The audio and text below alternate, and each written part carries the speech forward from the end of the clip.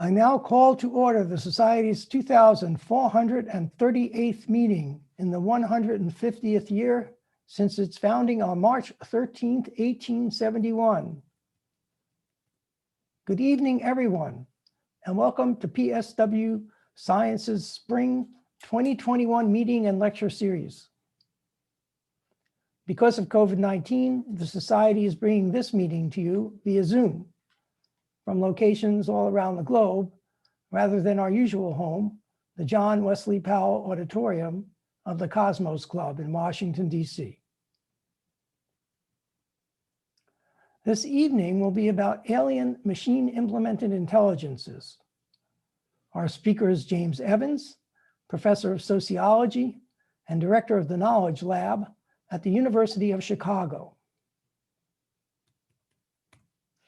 I'm Larry Milstein, president and program director of PSW Science, one of the oldest scientific societies of Washington, D.C., founded in 1871 as the Philosophical Society of Washington, to provide a forum to exchange scientific ideas, further scientific understanding, and encourage scientific inquiry. This lecture is being recorded and will be posted to the PSW Science YouTube channel, where it will join over 150 other recordings of PSW Science lectures. We invite you to explore these presentations and to become a member through the PSW website, www.pswscience.org. The Society is grateful for the sponsorships of the 2020-2021 lecture series by the Policy Studies Organization in cooperation with the American Public University and by a donor who has asked to remain anonymous. A hearty thanks to all of our sponsors. Before we turn to the lecture, in keeping with the Society's traditions, we will welcome new members and then read the minutes of the previous meeting and the summary of the previous meeting's lecture. I am pleased to announce that the following new member has been elected to the Society: James Evans, our speaker tonight, who learned of PSW through our invitation to him to speak, and some of his interests will be clear from tonight's lecture. We welcome James to membership. Membership is the most important pillar of the Society. I encourage everyone with an interest in science to become a member. It's easy to do using the PSW Science website, especially in this time of COVID. We encourage you to join the Society and support its activities. PSW is a 501c3 charitable education and professional organization. Dues payments and other donations to PSW Science are tax deductible. Recording Secretary James Heelan will now read the minutes of the 2,437th meeting and the lecture by Kate Kraft on the Europa Clipper mission to Jupiter's icy moon, Europa. James, screen is yours. Thank you, Larry. Good evening, everyone. On March 19th, 2021, by Zoom video conference broadcast on the PSW Science YouTube channel, President Larry Milstein called the 2,437th meeting of the Society to order at 8:02 p.m. Eastern Standard Time. President Milstein announced that March 13th, 2021, marked 150 years since the Society was formally founded at the Smithsonian Castle in Washington, D.C. On the anniversary day, members of the General Committee gathered at the castle to commemorate the Society's achievement. President Milstein then toasted to the Society with the online audience. He then welcomed new members, and the recording secretary read the minutes of the previous meeting. President Milstein then introduced the speaker for the evening, Kate Kraft, staff scientist in the Space Exploration Group at Johns Hopkins University Applied Physics Laboratory. Her lecture was titled, "The Clipper Mission to Europa, Exploring a Potentially Habitable Ocean World." Roughly the size of Earth's moon, Europa is the smallest of the 4 Galilean satellites of Jupiter. Europa is an ice-covered moon that flexes while orbiting Jupiter. This flexing induces heating throughout the moon in a process scientists call tidal heating. Europa has an induced magnetic field, indicating there is a salty liquid ocean beneath its surface. It is possible that tidal heating could be inducing hydrothermal activity at the sea floor, enabling the ocean to stay liquid. Based on Earth analogs, hydrothermal activity on Europa could also support life. Kraft then showed images of Europa's surface and described its various regions, including ridges, bands, subsumption zones, and impact structures. There is currently some evidence for plumes ejecting through Europa's surface ice. But, Kraft said, while some observations have been intriguing, they have not been repeatable or observed again. NASA's Europa Clipper mission will explore Europa to investigate its habitability by investigating its ice shell, ocean composition, and geology. Its geology objective includes reconnaissance for a potential future lander. Kraft then described in detail Europa Clipper's 10 science investigations. 5 investigations will be remote sensing. Europa Ultraviolet Spectrograph will investigate the existence of plumes. Europa Imaging System, led by PSW member Zibby Turtle of the Applied Physics Laboratory, will use a narrow-angle camera and a wide-angle camera to examine Europa's surface features. Europa Thermal Imaging System will investigate thermal anomalies and regolith characteristics. Mapping Imaging Spectrometer for Europa, or MISE, will assess the habitability of Europa's ocean, the geologic history of the surface, and the search for current geological activity. Radar for Europa Assessment and Sounding, Ocean to Near Surface, or REASON, will examine the ice shell and subsurface water, investigate material exchange, study the tides, and investigate potential future landing sites. 5 investigations will be in situ.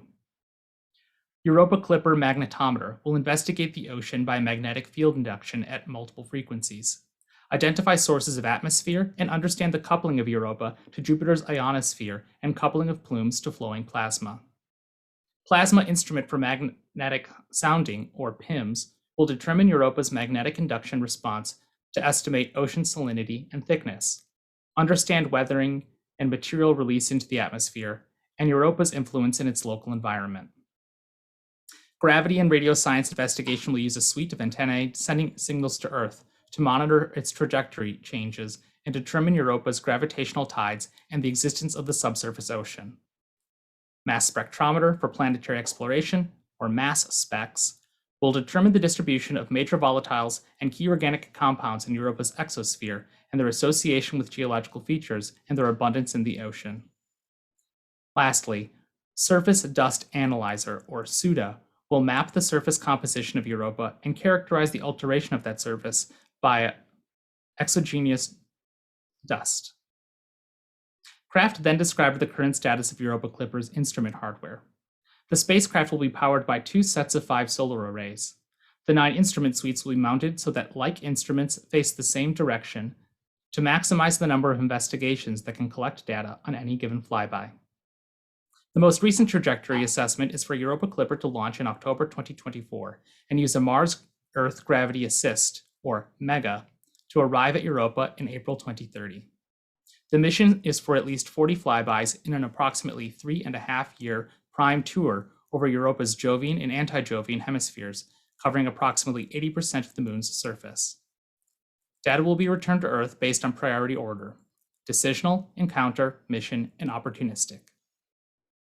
Kraft concluded by briefly summarizing her work on Europa Lander mission concept and a Europa Tunnelbot mission concept. She then answered questions from the online viewing audience. After the question and answer period, President Milstein thanked the speaker, made the usual housekeeping announcements, and invited guests to join the society. President Milstein adjourned the meeting at 10:02 p.m. The temperature in Washington, D.C., 7 degrees Celsius. Weather, windy. Number of concurrent viewers of the Zoom and YouTube live streams, 141, and views on the PSW Science YouTube and Vimeo channels, 639. Respectfully submitted, James Heelan, Recording Secretary. Thank you, James. Excellent. As usual, the minutes will be posted to the website in due course. And please send any corrections or comments on the minutes to corresponding secretary, Robin Taylor, at correspondingsec@pswscience.org. A video of the lecture is available for everyone without charge on the PSW Science YouTube channel the PSW Science Vimeo channel, and it can be accessed directly from the PSW Science website.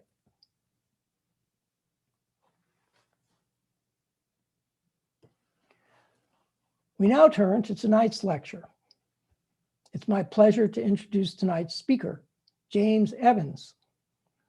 James is professor of sociology and the director of the Knowledge Lab at the University of Chicago. And he also has an appointment at the Santa Fe Institute.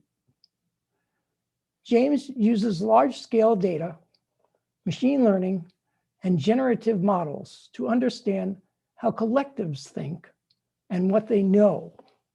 His research involves inquiry into the emergence of ideas, shared patterns of reasoning, and processes of attention, communication, agreement, and certainty. He is interested in thinking and knowing collectives, such as scientific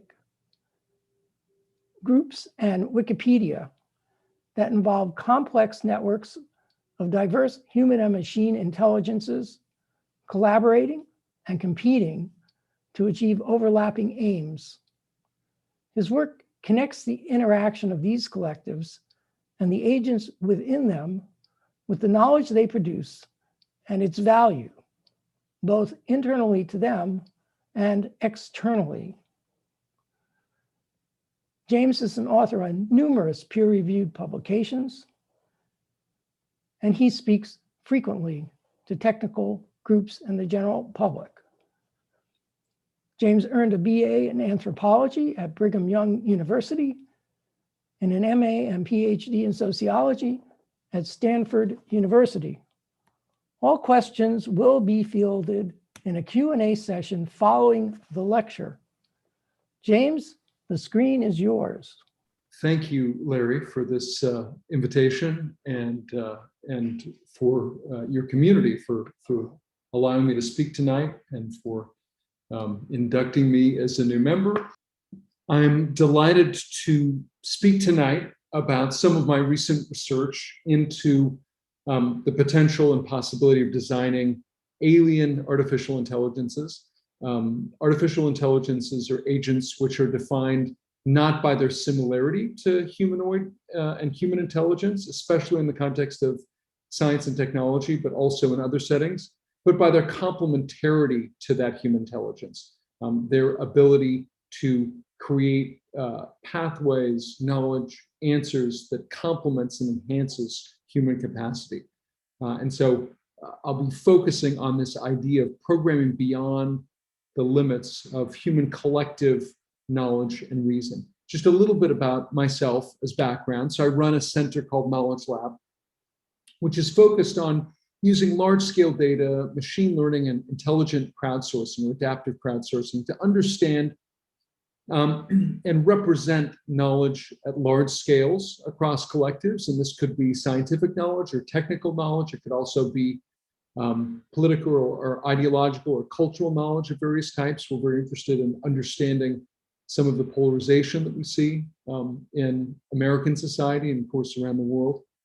We're also interested in understanding that at a deep level, so understanding the collective heuristics by which certainties are achieved and doubts insinuated in these systems of knowledge. And then third, transforming those knowledge-bearing systems and including those, the scientific and scholarly process through a kind of a computationally enhanced knowledge about knowledge.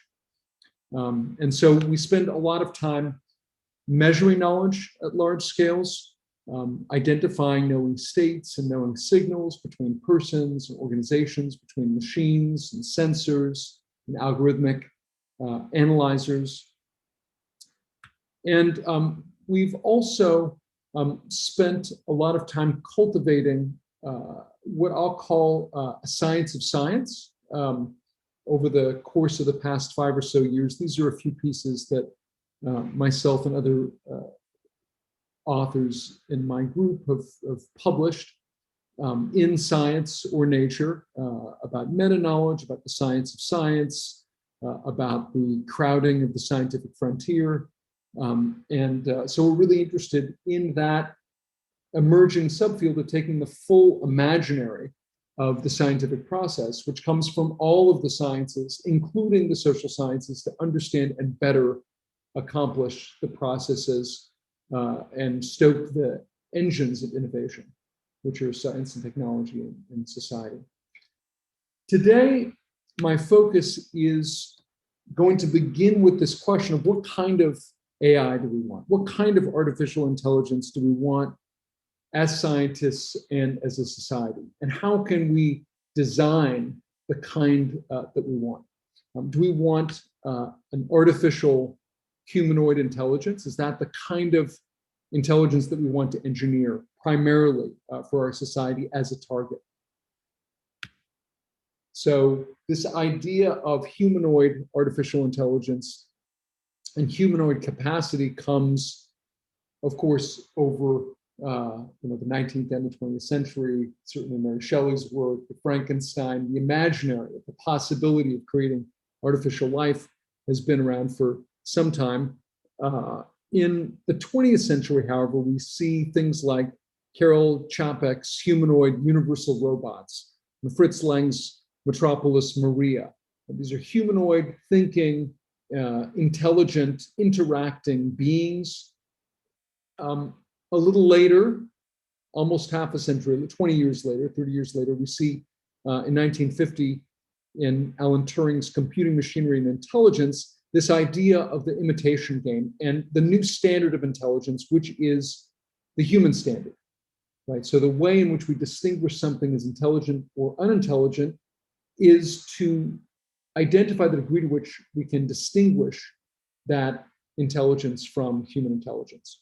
And so every time online you're focused or forced to do a CAPTCHA or something that distinguishes you from an algorithm, you're engaging in one of these many Turing tests, right? Which is assessing your intelligence, assessing your capacity, assessing the fact that you're a human. This possibility was furthered by Arthur Samuel's work in the 1950s on a checkers playing robot. And this checkers playing robot not only rastered the endpoint to human intelligence, right, to a mimicry of human intelligence, but he tried to achieve superior or at least equitable performance to sophisticated human players of checkers by defining an algorithm that learned from human moves. So rather than just human outcomes, it trained itself on human moves, and he defined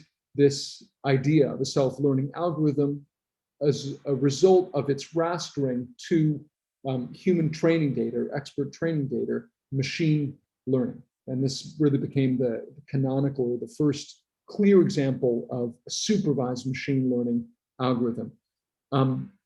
About the same time, 1955, John McCarthy at Dartmouth College applied to the Rockefeller Foundation for a 10-week summer conference or workshop that would take place at Dartmouth, and he asked for 10, eventually got parts of 20 experts to reflect on the possibility of artificial intelligence. And that conference was held the following summer in 1956 and gathered together Claude Shannon and Marvin Minsky, Herb Simon, many others who became real legends in the context of the artificial intelligence movement, to focus specifically on humanoid creativity, on human intelligence and problem solving. And if you are to ask Google, which is to say, if you were to ask the collective brain of associations, which are represented in image captions, what is artificial intelligence, or just artificial intelligence, this is the image search, right? It's rastered to a human brain, these circuits that are formed to a human brain. So our association is in line with the specific objective functions of machine learning algorithms, which are attempting to create artificial intelligences which are rastered to human capacity. Similarly, if you type in robots, the collective imagination turns you to a field of robots which are humanoid, which have dual eye sockets, which have they're bipedal. They've got two hands. Now, there are certainly other approaches, like the reinforcement learning approach, which sometimes achieves performance independent of the pathway of supervised learning. And we'll talk a little bit about in the future. But even that is ignorant rather than sensitive to human performance. So when it produces performances which are different from human performances in terms of the distribution of potential and specific actions in the context of a performance or specific decisions in the context of a decision maker, it may or may not, it's ignorant of whether or not it's familiar to the human intelligence. Similarly, human-inspired deliberations have gone into the very idea underlying machine learning algorithms. So Oliver Selfridge, who was one of the participants in the McCarthy conference, the Dartmouth conference, was thinking about human voting systems, for example, when he considered the possibility of random forests, which were arguably the first successful agglomerative approach to create multiple algorithmic agents that you would ensemble over to create a more intelligent outcome. Similarly, Marvin Minsky, in his book, suggestively called The Society of Mind, was inspired by developmental psychology and also this idea of deliberative systems, not just voting systems where everybody goes into an anonymous booth and the answers are average, but actually deliberative systems. And we see in deep learning neural networks, very recent work from this last summer, for example, which identifies optimal pathways and performances of these deep learning neural networks in the context of machine vision, in the context of identifying different objects and images as a function of the path length between those internal nodes, which are these activations inside of the deep learning neural network, and the clustering coefficient that corresponds to those nodes, which is to say that successful algorithms are naturally creating diversity in the context, in the belly of these deep learning intense algorithms. And of course, this is a very small deep learning model. Modern models, for example, GPT-3,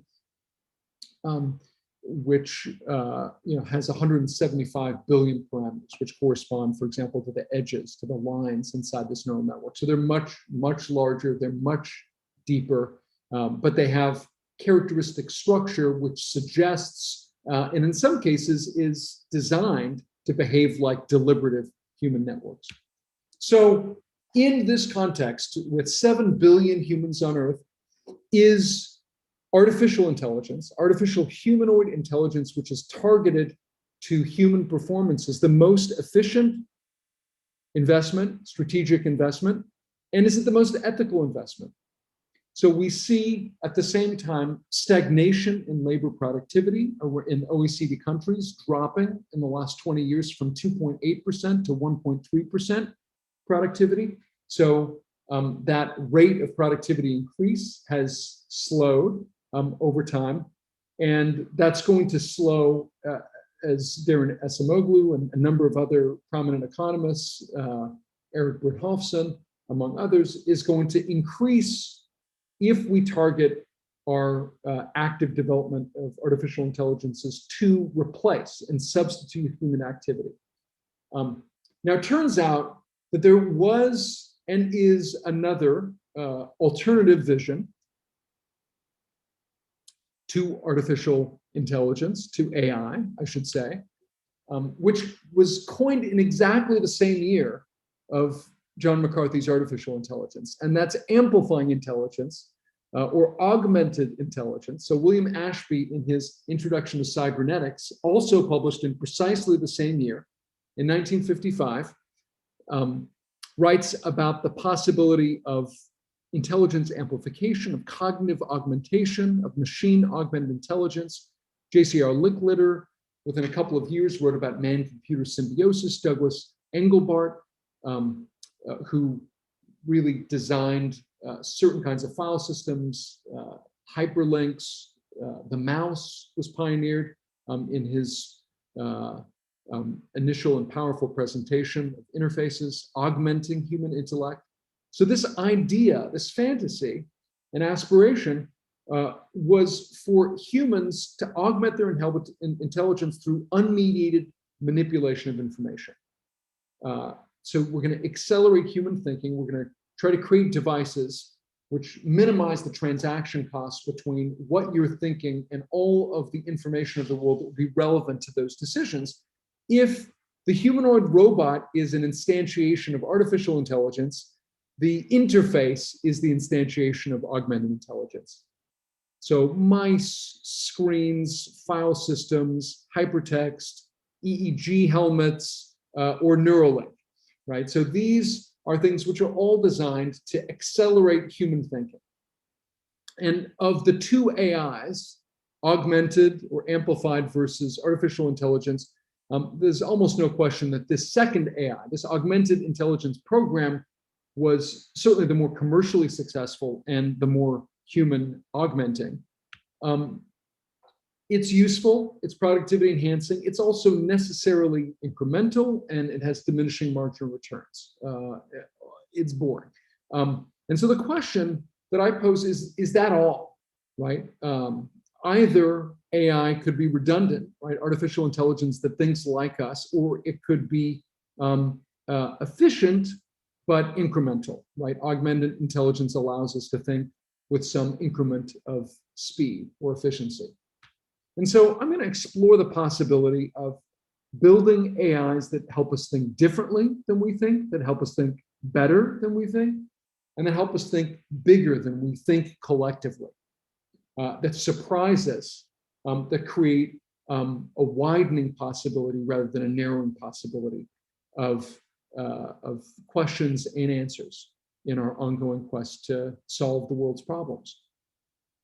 As inspiration, I want to throw up a few other kinds of collectives which have been influential. So consider the Netflix Prize, which was fielded in 2006 and awarded in 2009. So this was Netflix on the cusp of its becoming truly digital. At the beginning of this prize, it had an algorithm that tried to predict and recommend the kinds of movies that you might want to watch. And it was called the Cinematch algorithm. And it felt like it could do better. At that time, it was sending out DVDs by mail. And so it wanted to improve that algorithm by at least 10%. And so it fielded an ongoing crowdsourced competition between anyone in the world who could improve upon their algorithm by more than 10%. And they expected it would take about 6 months. And at 6 months, the teams were at about 7%. And 2 years later, the teams were about at 8%. and people were losing interest. You had teams from all over the world, but none of them were succeeding in really closing the gap to make the marginal inference to receive the prize. Until two of the teams, the first place at the time in the leaderboard rankings, the first place team and the fifth place team. The first place team was from IBM's Watson Research Center. I'm sorry, it was from Bell Labs. And that Bell Labs team had an algorithm that was based on collaborative filtering. So imagine that you have an enormous matrix, and that matrix is persons, right, that are the rows, and movies, which are the columns.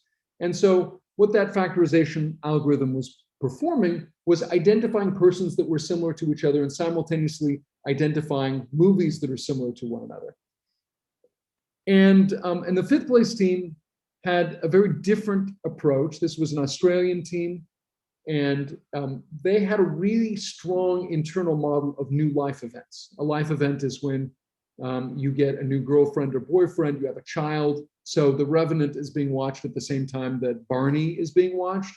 And the recognition of the algorithm, these are two separate people. And in separating them into two separate people, it can more effectively match people who are like other people and movies and TV shows which are like other movies and shows. And so those two algorithms and those two teams merged, and all of a sudden they bumped their algorithm up to 9, and then other teams and algorithms merged, and then they merged. And in the end, you had this enormous collapse of all of the top 30 teams collapsing into 2 teams, which both produced an answer that was above 10% within 40 minutes of one another.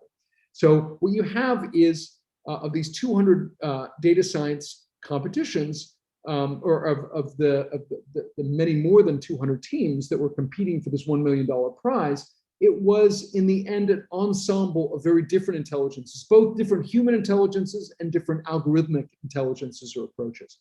Another example of diversity in crowdsourcing is something called Kaggle. So this is a website that allows data scientists from around the world to participate and compete in posted problems. And you get data science competitions which involve searching for the Higgs boson at CERN, identifying gestures from the Microsoft Kinect device, HIV research and identification, finding a better and more sensitive chess rating, traffic forecasting, etc. What's interesting in the now more than 300 Kaggle competitions which have been fielded over the last several years, and Kaggle was purchased in 2017 by Google, is that ensemble models, which is to say different kinds of models, always win. They've always won. There's never been one of those competitions which was solved by a singular model. They were all solved by a diverse menagerie of models, which were ensembled and brought together in the context of this ultimate machine. This idea of crowdsourcing diversity is highlighted also by the history of chess. In the 1980s, humans beat machines. From 1994 to 2004, it was indeterminate. In the 2000s, machines systematically beat humans. But in a 2005 play chess competition that hosted a free chess or a centaur chess competition, which could include any combination of humans and machines on a team, the lineup of winners was very interesting. So the first place winner in this competition was Zach S., which included 2 humans, Stephen Crampton and Zachary Stevens, who were adequate chess players, not excellent chess players, and 3 separate machines, which were desktop computers at the time, and 4 separate software that were running across those 3 machines. They beat out 2 grandmasters, Grandmaster Vladimir Kosarev and Konstantin Landa, who had powerful single engine machines, and they blew out of the water Hydra, which is a multi-machine chess specific supercomputer. The idea is that those individuals compose the best or comprise the best collective intelligence. And so I'd like to think about that and explore the possibility of designing collective intelligences and designing alien intelligences which are complementary to human insight. I'm going to step back and think, however, for a moment about the potential and power of collective diversity in the context of sciences to allow us some objectives that we can use to train these algorithms, these alien algorithms, and then we'll explore a case that suggests what they can do. So how does science as a collective think? Does science collectively think deductively, like Aristotle proposed, like logically extend new hypotheses from facts or axioms which are known before or assumed before? Alternatively, does science collectively think inductively, like imaginatively generalizing from observations like Francis Bacon proposed in his Novum Organum and became really the constitution of the first broad scientific society, along with Académie des Sciences in Paris, the Philosophical Society of London, or does it think abductively? And Charles Sanders Peirce, at the end of the 19th century, proposed that almost every recent advance, and certainly almost every advance that we see today in technology, science, or business, has come from the creative production of hypotheses based on surprising or theory-defying evidence. This is deduction that's had a head-on collision with induction, right? You have expectations, and then facts disrupt those expectations. They prove that you're wrong, and that drives the development of new theoretical possibilities. I explored this recently in the context of tens of millions of publications in biomedical science, in the physical sciences, and in technology. And I did this through a machine learning approach of creating a manifold. And that manifold was tuned so that it would produce papers. If you did a draw from that manifold, it would produce papers or combinations of elements, which are represented in this figure, that are the most likely to be published in that year. And then that manifold would move with Brownian motion, and you pulled down a new draw of a hypergraph. Each hyper edge in that graph is a paper that contains the elements of that paper. And it turns out that you're able to perform very successfully. We're able to predict and distinguish papers that show up versus papers that didn't show up at about 98%. So we're able to completely distinguish the most realistic papers and precisely the papers that are most likely to show up in the next given period. And in that space, the inverse of the most likely papers, which is to say the most surprising papers, or the surprisingness of those papers, ends up being a character of novelty. And that novelty, it turns out, so for example, this green paper here, this plant theridoxin H, an animal-like theridoxin occurring in multiple cell compartments, was a radical paper. It took elements which ended up being in animals before, identifying them in the context of plants, identifying new functions that we didn't think of as being possible in plants by analogy to their orthologs in animal contexts. I mean, it was a radical paper. Other papers, which are equally important, are much more expected in the sense that they draw together elements which are frequently drawn together in the context of other research. And when you look at that unpredictability of the papers, that unpredictability itself predicts the majority of the likelihood of a paper receiving a major award like a Nobel Prize or being in the top 10% of citations. So we can predict as a function of a paper's unpredictability according to this most predictive model, right? About 60% of the likelihood of being in the top 10% of citations. Again, this is before something has received any acclaim. This is completely ex ante measurement. And so we see this in the context of PubMed. We also see it in the context of physics papers inscribed in the American Physical Society journals. We also see it in the context of patents. And one of the things that's striking is that science is different from technology in this context. Science builds on the shoulders of our audience.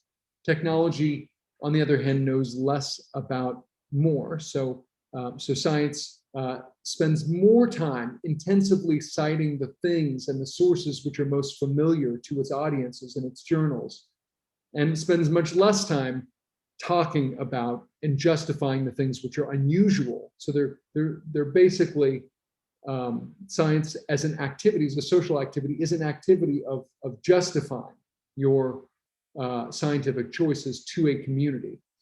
And but the thing that's the most striking and the thing that's most relevant for a design of alien intelligences is this idea that who produces these novel or surprising discoveries? Is it unusual people who have surprising careers?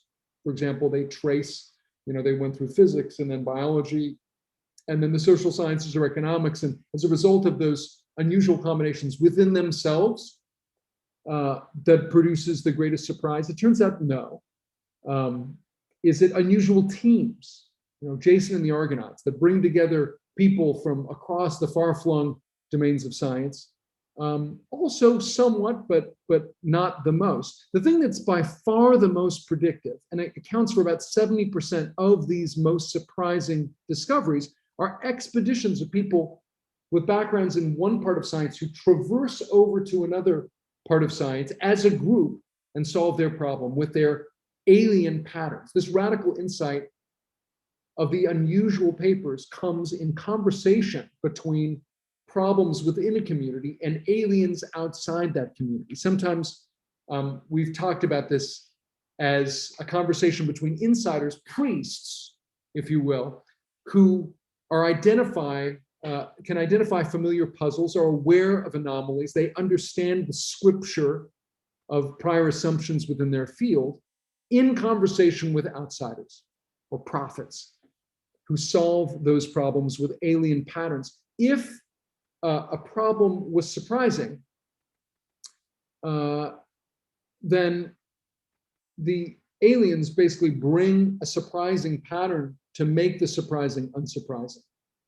And so this contrast of expertises ends up being the place in which advance takes place. This motivates the idea, can we build alien intelligences which increase the discovery potential of science, right? And can they increase that discovery potential by bringing patterns which are invisible to those who sit inside the established communities and fields of science? One other justification, which comes out of my work on the replication crisis. So since 2005, scientists have been broadly increased in their concern over the likelihood that findings replicate. And this came out of a series of both simulation papers and experimental work that suggested that, that the scientific literature was harder to replicate and less likely to generalize than had been previously acknowledged. And this concern, some would call it a crisis, some would call it a wise acknowledgement, has become the most prominent in the context of pharmacology, genetics, and psychology. But it's creeping into many other areas and has been explored in many other of those areas.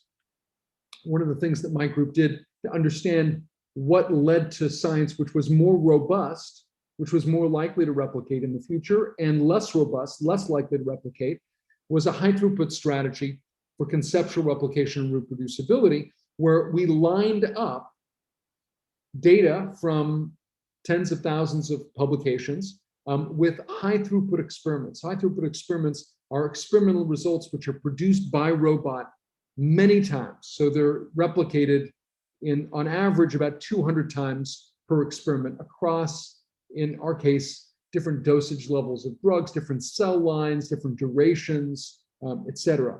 So initially we looked at this in the context of drug-gene interactions. As I mentioned, we lined up these published claims in the literature with these high throughput experimental claims, and then we identified properties of the scientific community that was producing those facts which did or did not replicate in these massively replicated robotic experiments. When I say robotic, I mean robots were performing the experiments, but they were actual wet lab experiments that were performed on actual human tissue culture cells. And what we find is something that's good. So there is collective correction in science, which is to say, when you find cases where there are more researchers who are analyzing something, it's more likely to be replicated and show up. And similarly, where you have high variability in the biology of the experiment, it's more likely in the literature to seek contention about the relative effect sizes of those perturbagens, those drugs on those genes. But we also identified the centralization of the scientific communities that were producing work on particular interaction across papers. Some claims, right, some scientific facts were produced by many different groups that didn't collaborate with one another, that didn't produce each other as students. And in other cases, we saw something very different, where you get the same PI, the same private investigator, the same scientist who's on many, many different papers, or this enormous overlap between the research groups. They're not performing many independent experiments. They're effectively performing one experiment over and over again. And we measured this also directly by looking at the social independence, the overlap, the Jacquard index between the sets of authors across all these papers, the methodological independence, the degree to which different methods are being used to identify this effect, and different prior knowledge or expectation as a function of the things that you cite in that paper or reference as being influential for that paper. And what we find is that if you're from the same group, then you're much more likely to agree with yourself. You're much less likely to produce a disagreement with yourself, and that there are social dependencies correlate with limited methodological variation. If you are overlapping in authors, you are going to use the same methods. But the most striking effect or finding is that findings from decentralized communities that use different methods and cite different sources of information are much, much more likely to replicate. And findings from concentrated overlapping communities, which are not diverse in their background knowledge and not diverse in their methods, are much less likely to replicate outside of the context of their precise experiment. We find the same thing when we analyze clinical trials data. For example, using the Cochrane reviews library, we analyze the likelihood of a fact replicating as a function of the likelihood that the authors on different clinical trials about the same pharmaceutical, for example, or the same therapeutic that could be non-pharmaceutical, were in the outcome. And what we see is massive underdispersion, which is to say, even if two groups, we're testing the same therapeutic, that they find much less disagreement than would be expected at random by those groups, even if they were both correct. And we see a similar thing at a macro scale. So as you have fields that grow, when they grow, they crystallize, which is to say that the things that end up being cited across many of those papers and projects within that field are increasingly the same things. And that you see that the flocking that is associated with modern science, where people follow each other, is associated with a dramatic slowing of future understanding. Most recently, we have a paper that's forthcoming that looks at this in the context of gene-gene interactions. And by taking this into account, you can do much better at predicting those effects, in this case, gene-gene interactions, by taking into account the relative diversity that's involved in those communities, which allows you to basically build science on a firmer foundation. And we can identify the effect and importance of this for policies across these contexts. So for example, if you have more communities, this is across different databases, the number of claim communities, so the increase in the claim communities dramatically increases our ability to forecast the robustness of a particular finding in a particular context. And similarly, we see this idea that if you have a much broader spread of communities and underlying methods, again, you're much more likely to be able to predict that future and create something which is identifiable and robust. And these are these prediction algorithms. These are what's called area under the curve. The flat diagonal straight line is a random prediction. So just as a function of understanding the diversity of the community, dramatically improves our ability to predict the robustness of that outcome. And the bottom line is, the more diverse, the more we're able to predict, and the more likelihood, the greater likelihood that those findings will be replicated and robust in new contexts. So connected communities are associated with weakened results, and robust facts are established across clusters. Novel discoveries occur across fields. So we've got both of these two facts about science going together, that diversity is critical for the robustness of scientific facts that are produced. It's also critical for the generation of new ideas, right? That diversity of conversation facilitates that exploration, which leads to abduction, where a surprising failure can lead to a new theoretical advance or an empirical predictive advance as a function of patterns or ideas that come from outside that field. So this led us to do a couple of things. One, I'm in the process of building communities that are focused on new vision of AI as diverse or alien or alternative intelligences.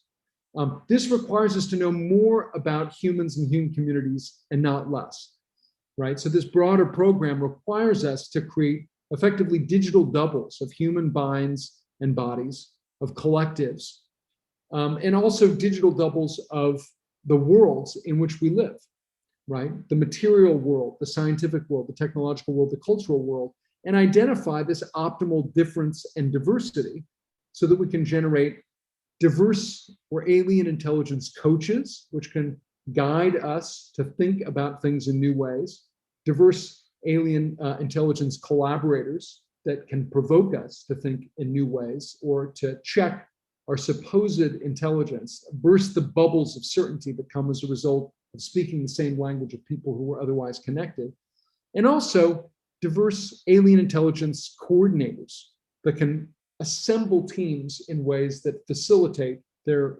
collaborative productivity.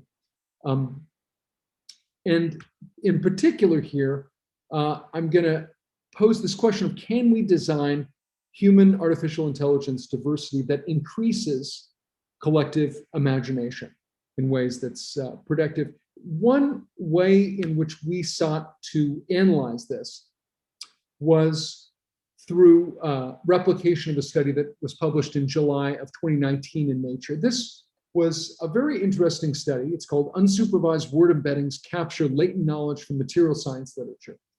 Kind of a boring title, as all these titles are, but underneath it was a spark of deep interest and genius. What scholars associated with Lawrence Livermore Labs and the University of California at Berkeley did was they took the literature, so millions of publications which were associated with soft and hard matter research in the context of materials design, and they were focused on electromagnetic properties. So properties of thermoelectricity, ferroelectricity, and photovoltaic capacity. So they were interested in materials that would have these properties. And what they did was they used an unsupervised machine learning algorithm. An unsupervised machine learning algorithm means that you're not telling it exactly what to predict. You're creating, in this particular case, identifying structure from large-scale data that is self-supervising. You're not expert supervising it, you're allowing that data to supervise itself, and then you're using that unsupervised, that intelligence that has basically trained itself from the data to make predictions about something that you don't know. In this case, to make predictions about materials, chemicals that would have or would be discovered to have these properties in future years. And they found that they were able to do a few things with these unsupervised spaces. On the one hand, these unsupervised spaces possessed the compositionality of the underlying properties. So, for example, in the left figure B here, you see that the oxide of the adding of the process of oxidation ends up being one hidden dimension in this hundreds of dimensional space. Another is the structure of ends up being another dimension. So there are many. These are high dimensional spaces. In this case, a 300 dimensional space, and the compositional properties of these various chemicals, many of them were reproduced in the context of the space. And other papers recently, prior to this paper, had shown that you could recover, for example, just from the language of a database of molecules, the periodic table. So you could capture molecular and atomic masses and their shells just from databases of frequently occurring chemicals. But what they did, and then I think that the second and more powerful thing was they used those predictions. So the materials that were close to those properties in this embedding space, they used as predictions. If they weren't already identified as having those material properties, they predicted that they would have them in future years. And they found that that simple unsupervised prediction had a 40% precision, which was deemed to be very high in the context of there are many possible materials. And that was over the ensuing 20 years. And so we thought, well, one way in which we might be able to do better, on the one hand, at this task, is to incorporate an awareness of human experts in this process. And so if we included human experts, we could accelerate this process, we hypothesized, but we could also do something else. We could do something that doesn't just predict the things that would come to pass in the future, but the things that wouldn't have come to pass but should have. Right? Scientifically valid connections, scientifically meaningful discoveries, materials that have these thermoelectric properties that scientists wouldn't think to ask as a result of the situatedness of scientists. So scientists are non-randomly distributed over the space of questions and answers in science. Why? Because we have disciplines, because we have institutionalized education. There are chemistry departments and physics departments that admit students that have to take certain classes. You take a sequence of math that's a different sequence than it could have been, but it's the sequence that was institutionalized as a result of a deep history of commitment to certain kinds of formalisms. So this creates boundaries. It creates dense clusters of experts, and it also creates empty spaces where nobody resides. There are no people that sit inside those spaces that are available to make transitive cognitive inferences. So if there are people, for example, authors, A, who sit between properties and entities or materials, then they're available to make these cognitive, the potential that this entity or this material has this property is cognitively available to them, right? They can make that transitive inference because they're educated in both of them. They are aware of both of them.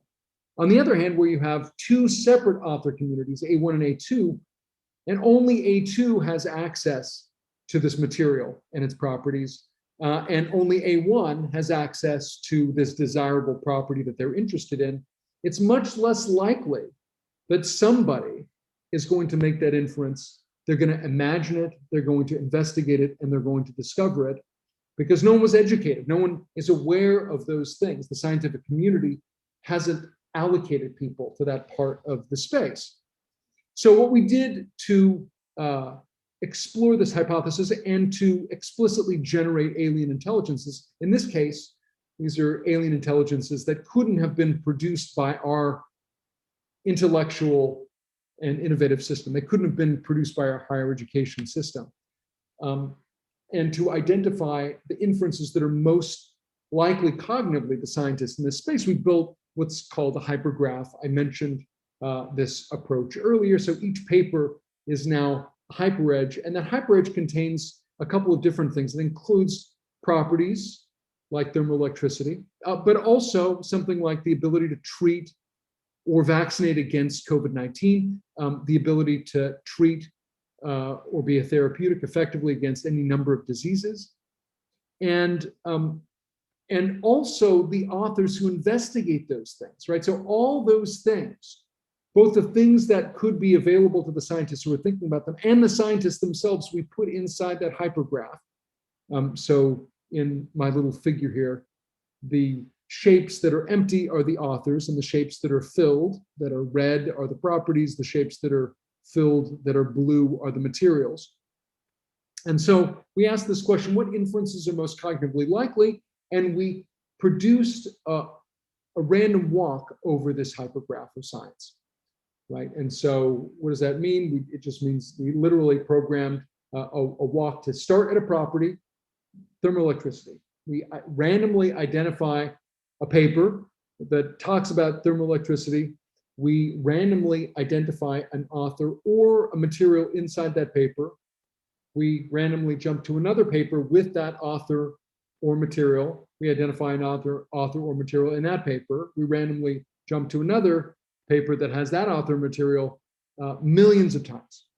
And if you think about it for a minute, you'll see that if there are no people between a property and a material in the scientific space, then there will be very few pathways that move through that space, because there are no people, there are no scientists to whom the materials or property and materials are cognitively available, who could imagine, investigate, and successfully complete and publish a study which demonstrates that association. And so what we did, and you can see this in the context of coronavirus, for example, USC in fall of 2020 inaugurated an analysis, and that analysis is using progesterone to treat coronavirus, COVID-19 infections in men. So you can see basically a set of random walks here. These are actual walks. where through coronavirus, it jumps to an author who studies that coronavirus. That author also studies progesterone, or that author also studies letrozole, which is explored in the context of progesterone, or fluorouracil, which is So basically, we were able to identify just through our random walks all of, the vast majority, 75% of the papers that are actually referenced inside the clinical trial motivation, and more than 60% of the authors on any of those papers, we were able to walk to as a result of these random walks across the space. And so what we did was we also built a comparable embedding method, right, that built a manifold over these random walks in a way that was precisely formally identical to the way in which the Nature publication by scientists at Lawrence Livermore Labs analyzed just content. We added these authors by embedding, instead of sentences from these papers, we embedded these random walks through people, right? Millions of these random walks through people in a formally identical way, and immediately out of the box doubled our prediction rate. And the reason we doubled that prediction rate, it's not magic. The reason we doubled that prediction rate is because we recognized that what the scientists in the Nature article were predicting was not actually just materials that might have this property, but materials that would be imagined to have that property, investigated to have that property, found to have that property, and published to have that property. And so we find in the context of thermoelectricity a jump from 40 to well over 80% prediction likelihood. So everything we predict almost becomes successful. Ferroelectricity, a jump to well over 80%, and photovoltaics, well over 90%, which is to say that virtually everything that we predict will have a photovoltaic property over the next 20 years, will be discovered as having that property over the next 20 years. We extended this analysis to the context of drugs. We identified, I actually, forgive me, I flipped this around. It's 100 diseases and 450 drugs from a candidate set of like 4,000 drugs. What we were trying to do is identify drugs that are FDA approved that could be repurposed to treat a particular condition. And so we, again, build a system that's very much like these material properties, not very much like, identical to the formal properties of that of those properties, and then we're able to achieve a 50% improvement right out of the box just by including the authors in the system through this process of building an AI that's aware. It's aware of the distribution of experts in that space. And in this particular case, we're trying to compete with that set of experts, right? We're trying to nudge the machine to make the inferences that the scientists will in the future make in that system. And we do the same thing with porting this to vaccine contexts. In this context, in the search for COVID-19 vaccines, we identify not 100%, but a 300% improvement. And what's interesting is there were works of network science that were used to make predictions about which drugs would have COVID-19 alleviating properties or be effective COVID-19 vaccination agents. And that used a whole series of very deep neural networks to use protein-protein interaction as a basis for these predictions. In their case, they're predicting not its efficacy, but the likelihood that it's going to receive enough support to start a clinical trial. And we beat that algorithm. So that algorithm that takes multiple layers and multiple separate encodings of the protein-protein interaction network system, which is completely blind. Our algorithm is completely blind to, and we still beat that algorithm just by taking into account the distributions of experts, by copying people even more, by making the algorithm cognitively plausible in this case. And we can see how this allows us to trace discoveries in science in the context of coronavirus, we can literally walk through the pathway, which was acknowledged and described by the authors themselves in a series of interviews on National Public Radio. Our algorithm automatically discovered the inferences about how they came to that possibility and who it came to.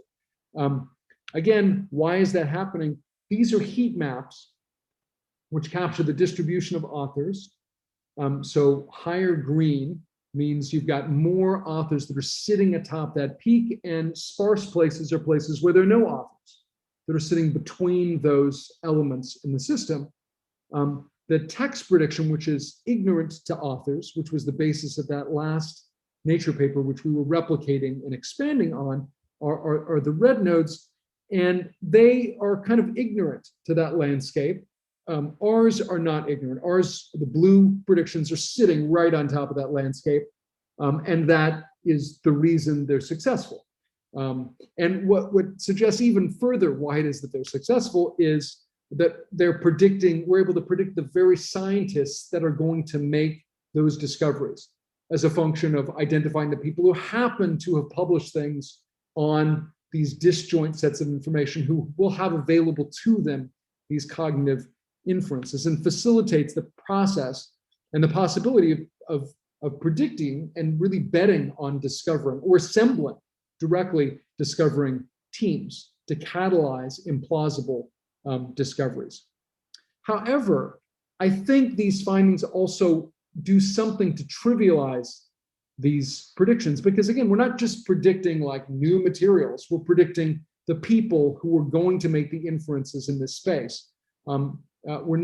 It suggests that these algorithms haven't really understand the underlying process. And one highlight of that is our algorithm that is aware of the human community does really well right after the time we make the predictions, because that's where the people are.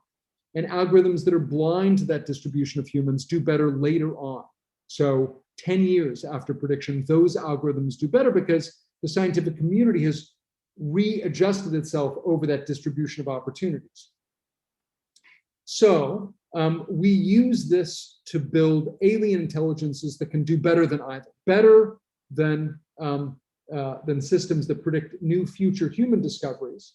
Now, of course, we can't do any better in some ways at predicting new future human discoveries, because in some cases like photovoltaics, everything we predict is correct. But we can do better if we have first principle simulation understanding of these systems. We can see the degree to which predictions which avoid humans, which humans will not make, or are very unlikely to make in the future literature as a function of just where they distribute cognitively across the space. So we're able to identify the likelihood that alien intelligences that we can structure as a function of their ability to avoid human inferences in this space are able to be likely successful. And so what we find is, for example, we're looking at thermal electricity. Power factor is a theoretical quantity which is highly predictive of the likelihood that a material will have thermoelectric property. It's not dispositive, it doesn't completely determine it, but it is highly likely.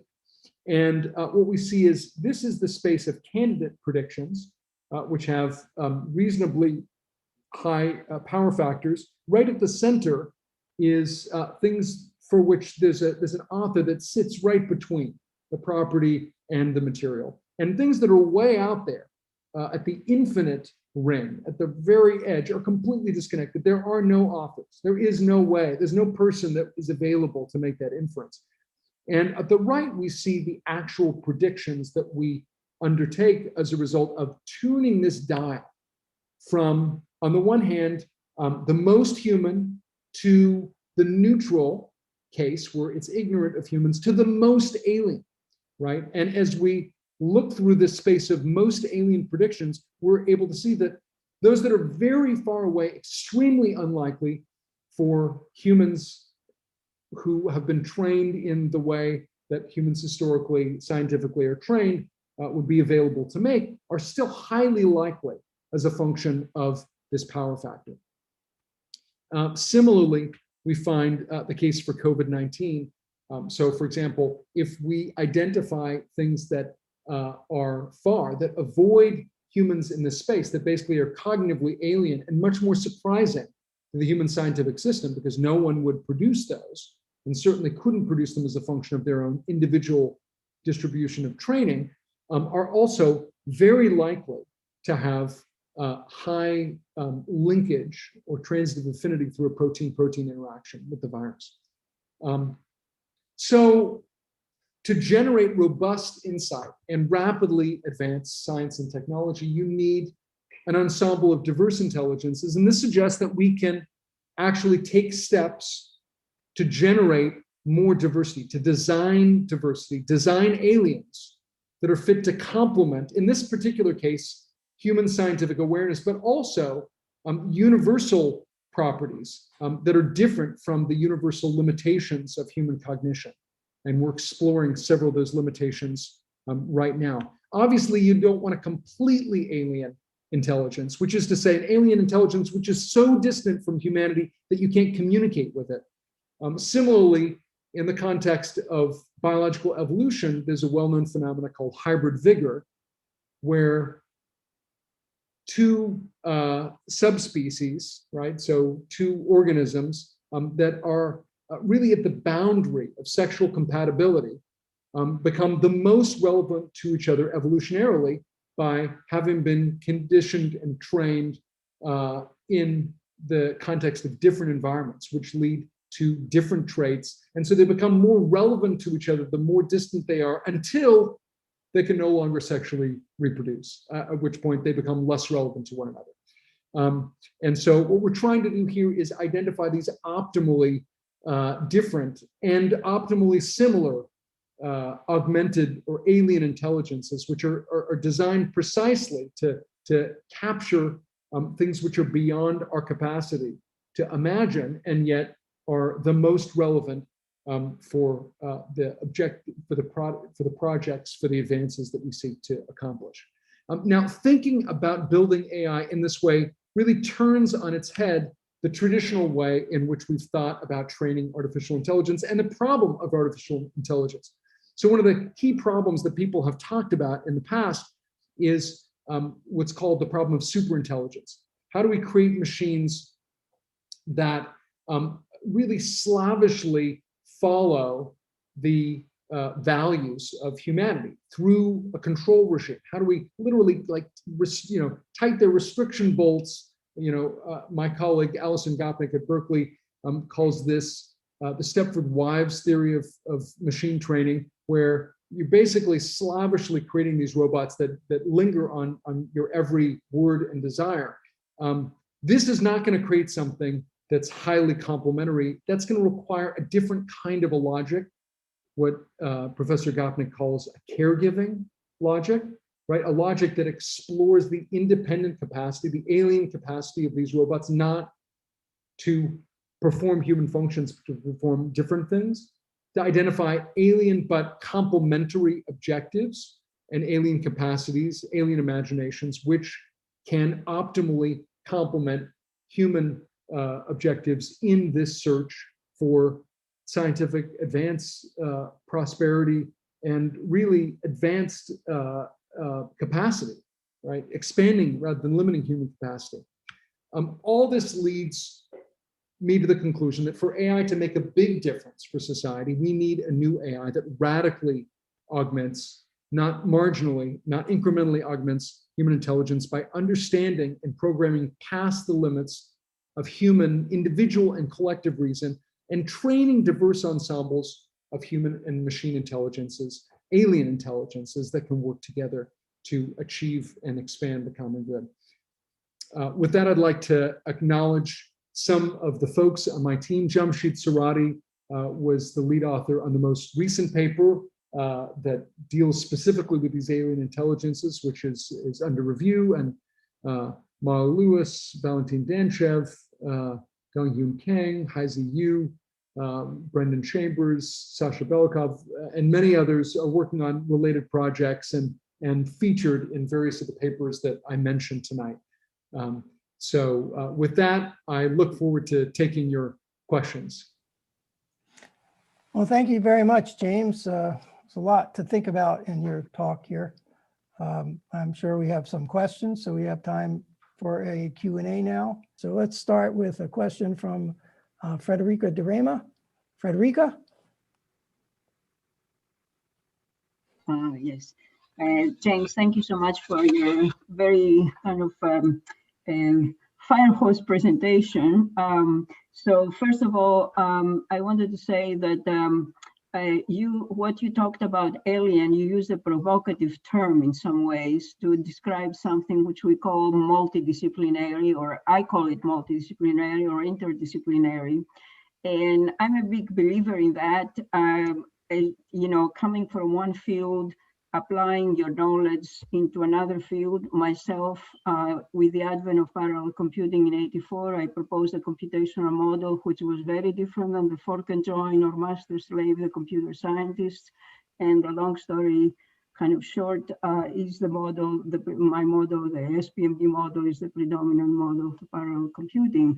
And then in '87, I started at IBM, TJ Watson, somebody said the first multidisciplinary group to bring people from multiple disciplines to, in a sense, understand how we should design the new parallel computer architectures all the way from the hardware to the kind of software and the architectural of the parallel machines. So I'm a big believer in that. And I think with some of the data that you showed, you kind of formalized this importance of transferring training knowledge from one field to another. And as I've said myself, now the advances are in the confluence of fields. And science progresses and technology in relay ways, something that becomes an idea becomes exploitable or verifiable because other technologies or other science has, in a sense, progressed. So all that is very nice. And one thing that I kind of,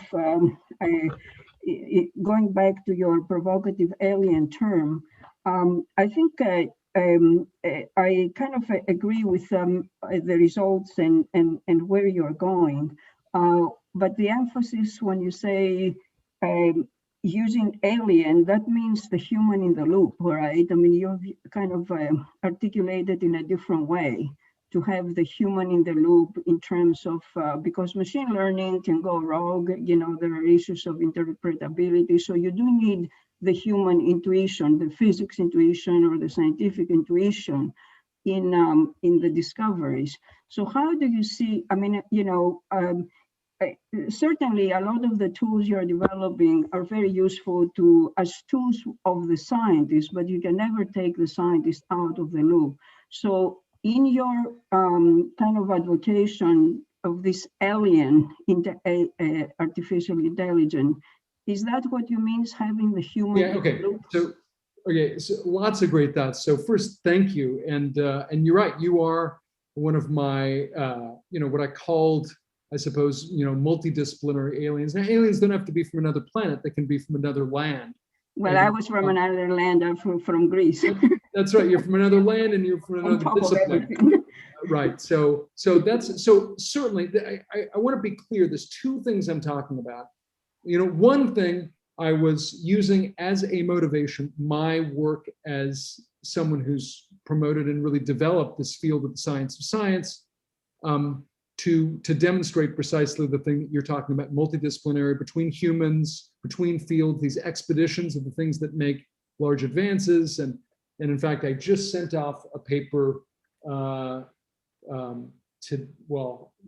yesterday to Nature that shows, for example, that this multidisciplinarity, in some sense, is the very character of modern science. It emerges in about 1955 across all sciences, where people are basically, you know, reaching out with their citations, their references. Like, this is the thing that characterizes really the modern scientific method, is not just, you know, that you're experimenting. It's that you use other people's imaginary, from other fields, their empirical patterns, their formal models, their methods, which are unfamiliar to your space, to to make advances in your field. That's the thing that really defines modern science, and you see it just pop in the late 1950s and stay current until today. It's the thing that really defines all modern scientific fields. It doesn't matter what field you're exploring. This is all true, and yes, I'm formalizing that. But I'm going to push back on the alien idea.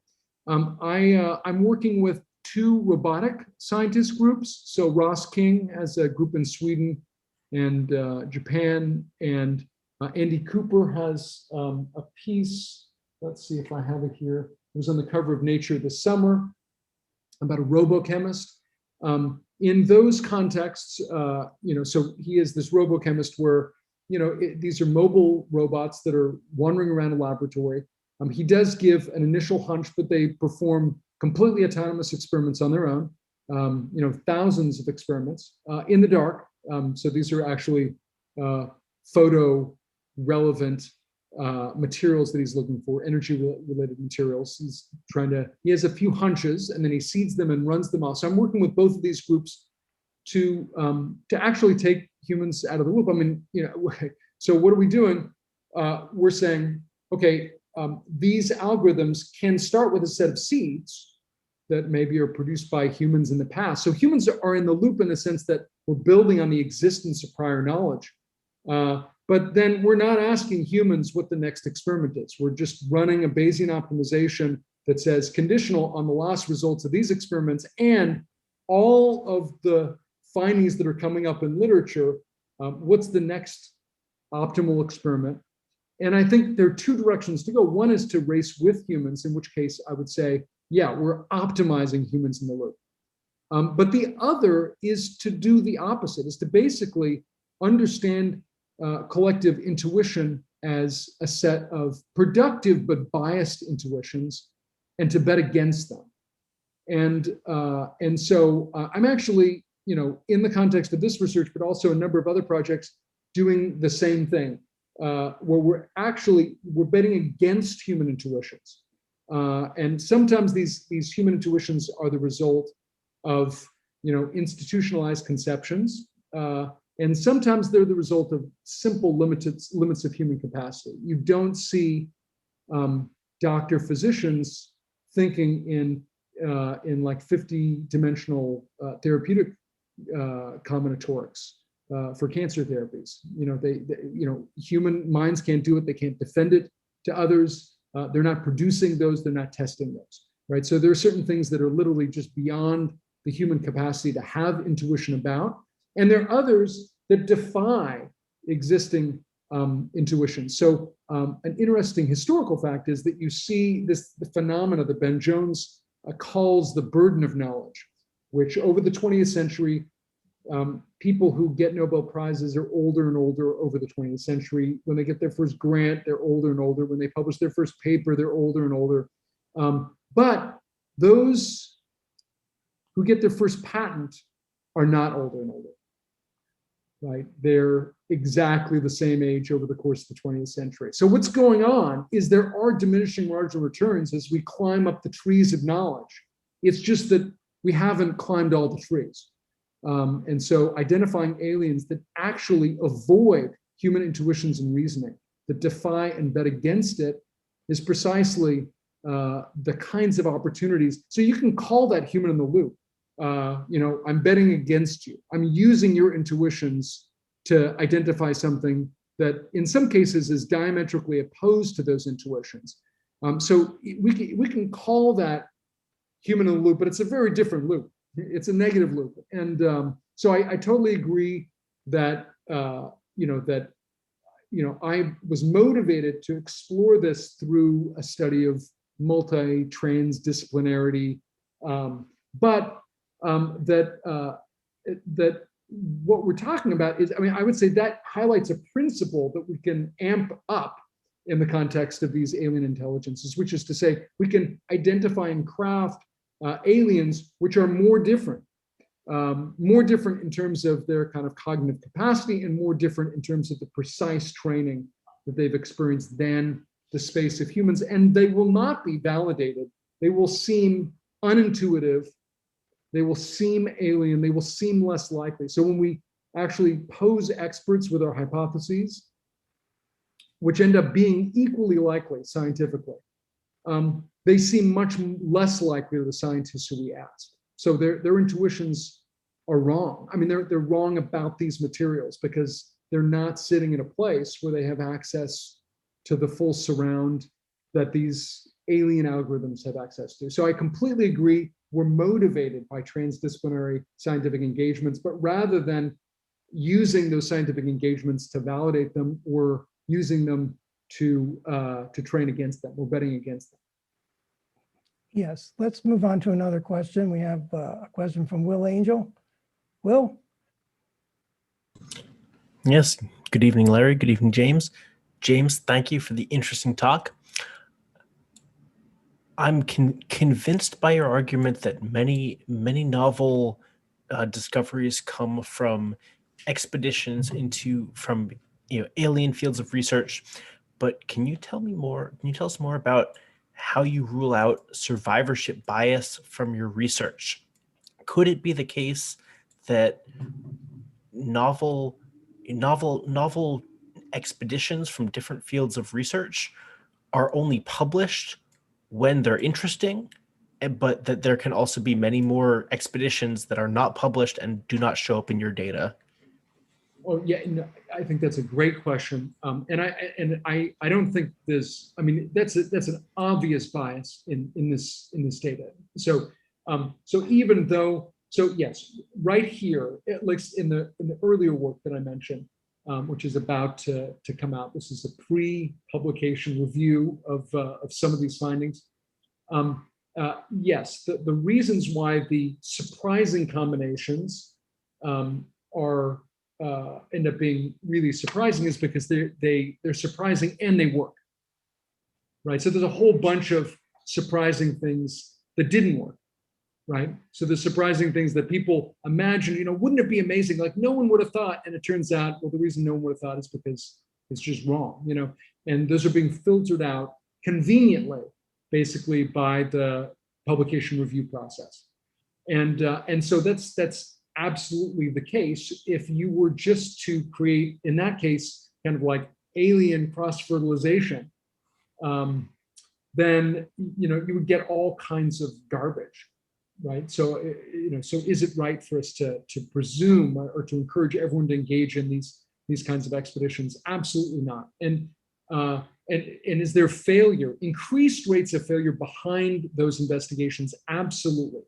And the same is true for these alien intelligences. So even though they end up having actually really quite high theoretical or ground truth, or not ground truth, but theoretical estimates that promote their likelihood, and I'm working with groups that are actually testing their precise likelihood, and it looks good. These predictions look like they're going to be promising. There's no question that to discover more surprising things, you need to undertake more failure. And so, and I think this is a conversation that needs to happen at a national level, is that to receive and achieve more radical advance, punctuated advance, not smooth advance, we need to undertake and achieve much more failure. We have to invest in much more failure in our scientific investigations. It's critical. So absolutely, there is a denominator that's hidden in that particular research project. And I think we should, it needs to be a public education because, there are consistent critics of major funding agencies who argue, that look at these crazy research programs, these unlikely research or unrelated research programs to questions of practical import.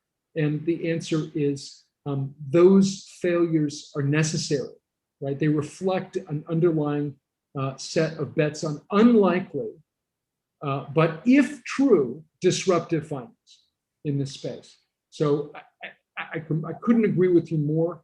But I also think that there is strong data to support that where you're willing to turn up your level of failure in this sense, you're also able to increase the likelihood that you produce disruptive findings that destabilize but push forward science to new places that it hadn't previously met.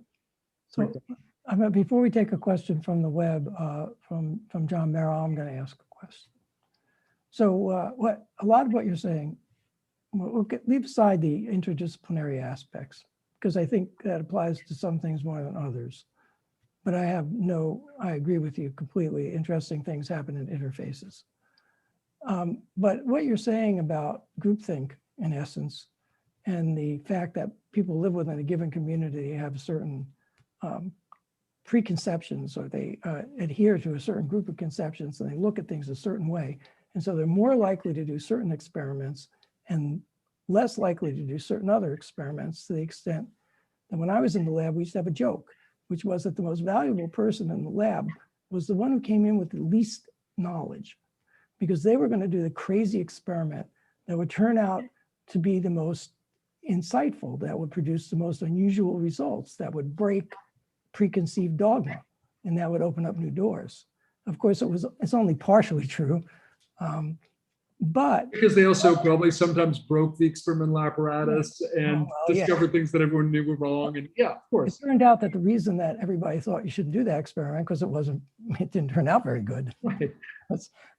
But it sounds to me like partly what your results seem to show is that we ought to support a heck of a lot more individually motivated, individual investigator, curiosity-driven research, because those people are following their own path. They're not particularly influenced by groupthink. And they're the ones who develop very new tools and very new insights, often working on really obscure things that turn out to be fantastically interesting. Molecular biology, my field, is a case study of people working on something that a lot of people thought was stupid. Who cares about phage? Well, phage turned out to be a really great tool for figuring out how genes work. Mm-hmm. And that was individual investigator initiated and driven research. So I wonder if you would comment briefly on whether you think that your research indicates that we really ought to be in the business of supporting a lot more individual investigator driven research and maintaining that infrastructure. Just to be completely clear, as opposed to what? As opposed to having to justify your research and how it's going to advance the field as judged by a review committee at NIH. Yes. Yeah, no. Or as opposed to being part of a gigantic consortium of people who are going to do something that's obviously useful, like sequence the human genome. That's right. Yeah, okay. So I think absolutely it supports that. And in fact, one of the things that I show in some of the work on replication, the replication crisis, and Francis Collins had me, speak to basically institute directors and others to highlight this fact, is that in these, I would say, laudable movements towards open science, there's also been a consolidation in the creation of singular databases and massively replicated but singular protocol-driven high throughput experiments, which have been used across the community. So they facilitate everybody getting on board and working quickly. But it turns out that this also reduces the likelihood that the findings that come from those experiments will translate to other contexts. And one of those other contexts in the context of medicine is the clinic. Like you don't want something. For example, the very same day that one of my papers was published that showed this diversity, there was a paper by the very consortium that was producing the massive high throughput experiment, and they showed, hey, if we share data and share assumptions, we can improve the replicability across these high throughput experiments. Yes, at the expense of the likelihood that those findings will generalize to other contexts. So the driving out of diversity through these massive consortia has a cost that this highlights, and I think that you're aptly putting your finger on that actually, the cultivation and the identification of independence, and which you formalized in the context of independent scientist-driven activities, is something that needs to be balanced against this large group work. And I had a paper published last year in the spring on the cover of Nature, which showed that as you have larger teams, like larger team size, you have an exponential decline in the likelihood that that work will disrupt. And so there are many reasons. One of the reasons is that big teams cost money, and they need to succeed. And so, how do you minimize the likelihood that you'll fail? Well, you basically target a finding from last year that was like a blockbuster, and you do the next step in that research program, and then you're going to get the audience in the same way that Transformers 9 is going to get the audience receipts for Transformers 8 minus epsilon. Like that's very different logic from small teams. So yes, I have a lot of even different data to support that idea. What I'm proposing here is another step in that regime, which is, even though, the story of cultural evolution, when I say cultural evolution, I mean the development of like tools in human societies, the development of shared language, like these massive cultural insights, which are at the base of all human engagement, as well as the collaboration in the context of science, means that, that person that comes in who doesn't know anything and is breaking stuff inside your lab is different from you, but not that different from you. That every person who has come through, has received any scientific training, even those who haven't received any scientific training, just watched the news, who've seen cause and effect in the way that it's presented, are closer than we might otherwise think, and that we also need to basically sponsor aliens. When I say aliens, I mean, robotic algorithmic intelligences that think differently. So we're basically creating even stupider people to come into the lab.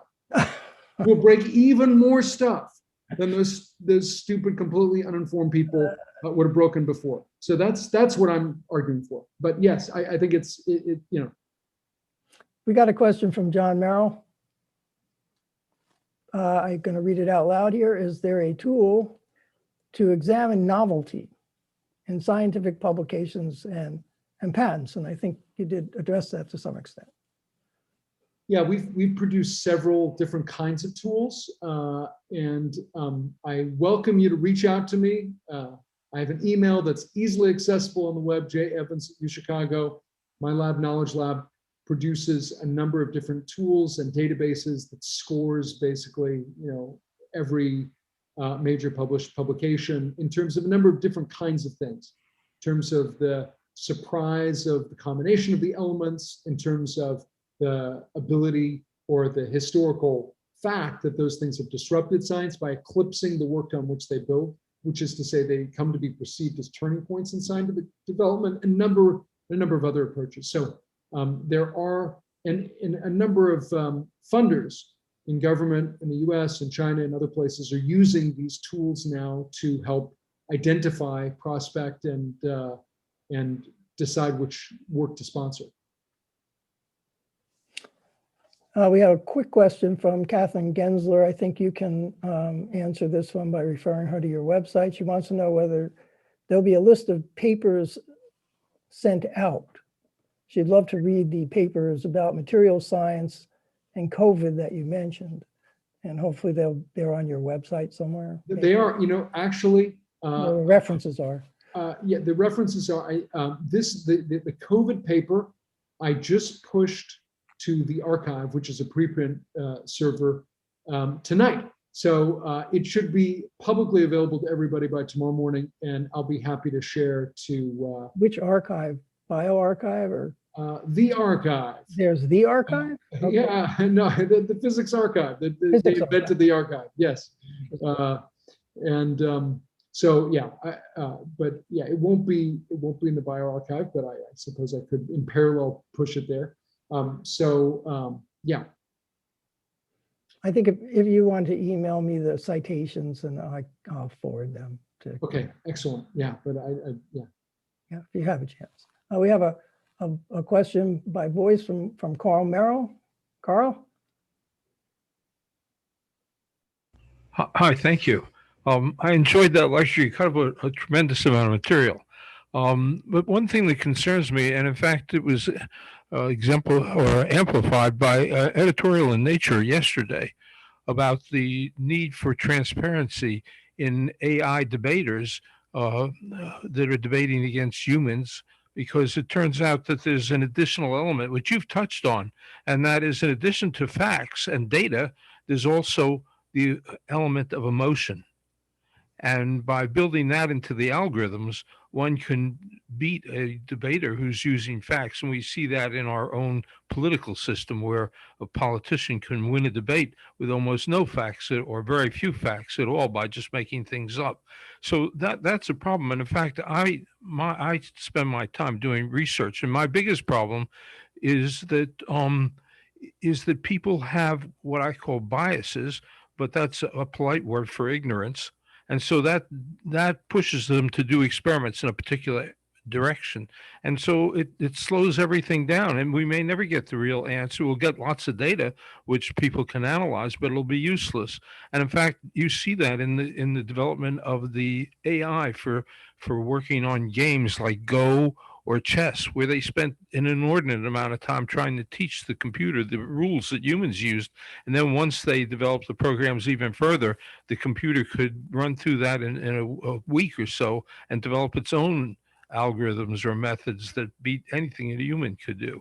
So I wonder if you could comment on that and this added dimension of emotion, and how that is probably somewhat destructive and would make it difficult not only for alien computer systems, but in probably dealing with any other visitor who had the intelligence or not intelligence to visit the Earth.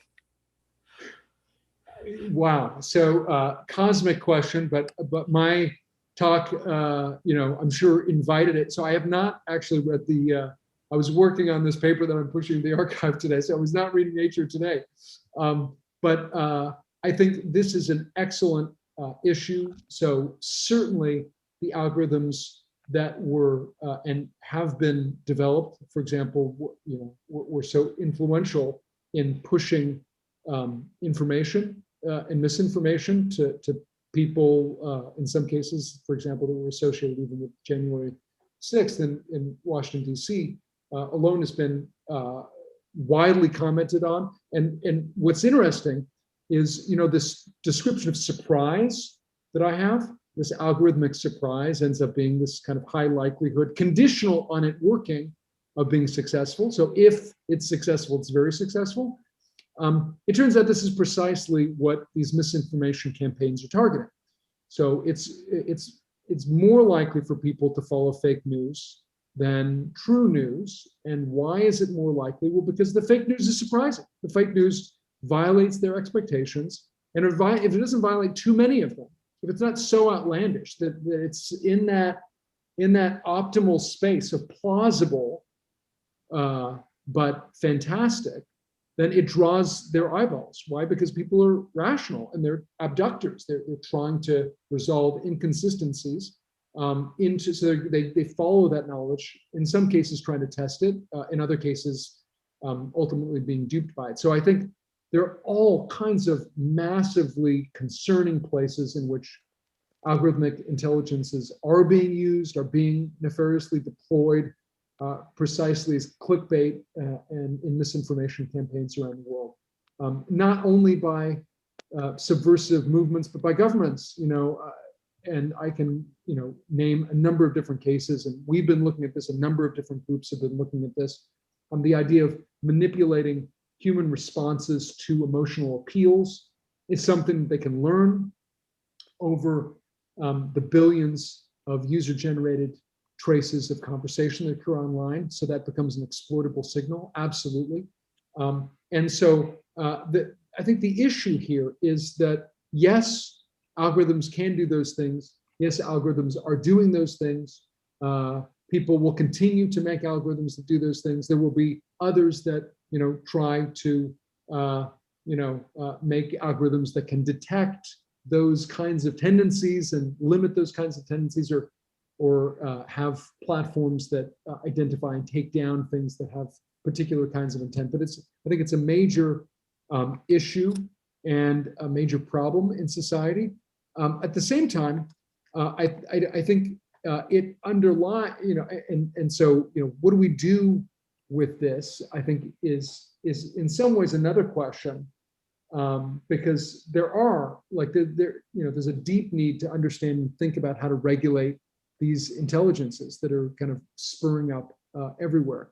What I'm proposing here is the need to deploy that same potentially nefarious technology for scientifically advancing and righteous ends, right? So, and I believe that basically any powerful technology, in this case, an artificial intelligence that identifies, deep regularities over massive patterns of data, generalizing to future contexts, can necessarily be used as an evil weapon and as a righteous tool to accomplish our righteous purposes. It depends on our underlying values. And so I think one of the things that I've been actively promoting, and I think is critical in this space, is a deeper understanding of what our values actually are, right? We need to be more explicit about what those values are if we're going to program them into our algorithms, or if we're going to police our algorithms that develop alternative but complementary values, that they are complementary and not competing or substitutive. So I think, again, the increased power of these algorithms increases the need for us to formalize values that previously were hidden or implicit. For example, if you are wondering, how can we better fund science from the NIH? It's the biggest civilian funding organization of science or technology in the world. How do we better do that? And the first question you need to ask is, what does it actually do? What are the underlying values that are reflected in all the choices it makes across all of the allocations that it's made since, for example, 1971, which is the instantiation of the R1, individual researcher mechanism. We need to understand the values that we have expressed in the past and expose them, right? Some of those things that we see that it's valued or not valued are not things that we would agree upon today. So we need to expose them for public debate so we can come to agreement about what it is that we agree upon, so that we can build in an awareness of those things, not necessarily just a prohibition against, but awareness of those things into our algorithms. But I think the questions you raise are major questions. One final point that I neglected was, you mentioned this idea of transparency, the importance of transparency. And I think it is absolutely true that we need to audit our algorithms in the same way that we audit our human institutions. And let me be clear, I think we do a really bad job at auditing our human institutions. Like, if we were to have an algorithm that is the judge, that decides whether someone goes to jail, whether or not someone gets bail, do we evaluate those algorithms, those human algorithms, those judges? No, we don't. We don't do that. People are starting to do it, and they're doing it today because they've developed algorithms that are based on humans, and people identify the algorithms as biased, and they go back and they see the humans on which they're based as being fundamentally biased. So I would say this moment that we're in is an exciting moment, because the algorithms, by asking about the values that are underlying their work, we're exposing our own values and exposing them for critique. I would finally say, to that point about transparency, that you can't, well, we can, but it would be very unwise for us to demand too much transparency of our algorithms. And the reason is the same reason we don't demand too much transparency of our judges, right? If you were to ask our judge, why did you make that determination? And they tell you a story that they produce in answer to your question, but they can't articulate how you were feeling at the moment that you made that ultimate judgment, because it's such a fundamentally complex system, which enables them to be flexible and self-normalizing and adjusting. And the same will be true of our algorithms. So if we expect them to be completely transparent and trivial, then they will only be able to perform trivial work for us. So We have a related question here. Maybe you've kind of answered it from Michael Nelson, I think. Yeah, Michael Nelson. Can you unmute and ask your question? Thank you very much. Really a fascinating talk and very fact-filled. I live inside the Beltway, and I've been working on digital policy, digital technology policy for more than 30 years. So I know how important picking the right words are. So let me start with a suggestion, which is you stop using the word alien, which is one of the most explosive political words in Washington, and shy away from saying artificial intelligence when you really mean something totally different. And so that brings me to my question. If we call it alt intelligence or alternative to intelligence, whatever we call it, this interesting new paradigm, is it going to be regulated? We have a lot of politicians eager to regulate AI because it's new and different and subject to some abuse. Are there problems you see here that could cause politicians to reach for the pen and try to write some rules? And on the other side, is there something they should be doing to make this easier and something that spreads more quickly to get humans and people and data working together more seamlessly? I think, those are great points. Thank you for your rebranding approach. I wanted to provoke a conversation, a lively conversation, and I succeeded with your and others' questions here today. But yeah, I appreciate any branding suggestions you have on the journey of this paradigm. I think there's no question that these are things that will require collective intervention and regulation. I think it's going to require a lot more intelligence insight than we have right now, and it's going to require something else that I think we really need to regulate it right. So, for example, even in the space of academic sciences, people are very interested in the way in which algorithms reduce transparency, create black box decisions, that are inscrutable and kind of unidentifiable, and also that expose privacy of individual persons' data, because all these AIs are just driven. They're data hungry. They need data from the world, either data that you generate in the context of reinforcement learning or data that's available passively as produced by something like science or interaction on the web or whatever. And so there's a lively industry which identifies harms to privacy and harms to individuals from exposing their data, which is the thing on which really all of these AIs are driven. And so, but on the flip side, we actually don't have much of science of the combinatorial value of combining these things into algorithms. We don't have a science, that's really exploring the ways of combining novel types of data through these alternative intelligences to generate value. And so people in the academy are systematically surprised at how stupid people are at releasing all their data into the wild when they're not acknowledging the fact that people have a calculus, that they're acknowledging the potential upsides to sharing their data, which is all these intelligence services, which spam them with less irrelevant ads than they were spammed by TV and other things. So I think two things. One, I think absolutely we're going to have some competition policy that relates to AI and data. Ultimately, that allows us and sanctions the combining of some things and the inability to combine other things.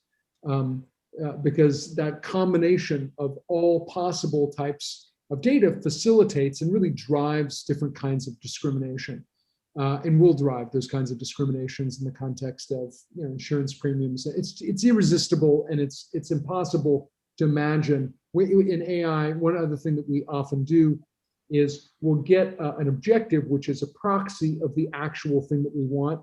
And the relationship between the proxy and our actual objective encodes a bias, which can be deeply problematic. So my colleague Sendil Mullanath here at the University of Chicago showed recently, for example, that the most prevalent algorithmic decision maker for giving people health benefits in the United States,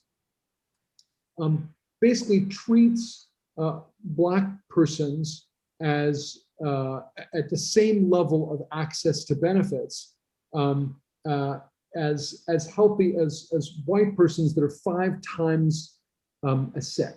And the reason is because they're using as a proxy for healthiness the likelihood that insurance payments have been placed on those persons for those kinds of diseases in the past, and because Black persons have historically been less likely to go to physicians and been more suspect for good reason of those physician services, that proxy means that they get far fewer services than they would otherwise get.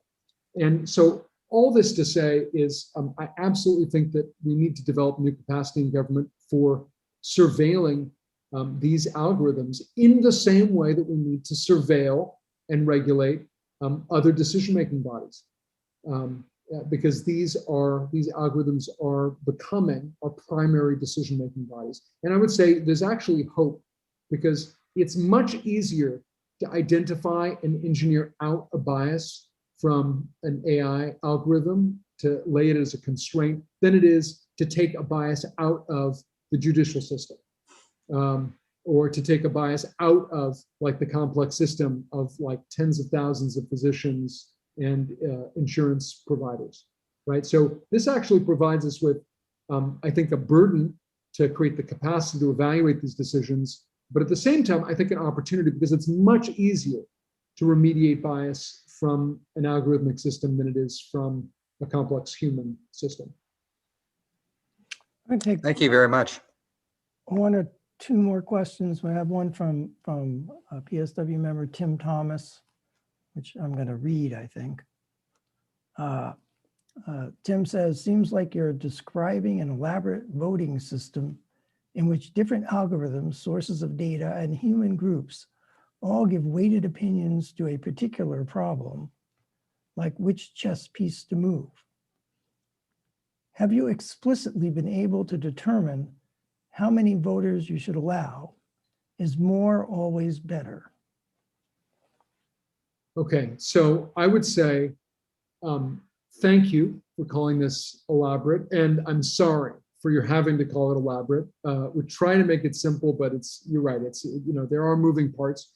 On the other hand, there was a little bit of an oxymoron there in your question, a very interesting question, elaborate and voting, right? Because voting is not a very complex system, as you suggest. I mean, the answer to your question is embedded in the question.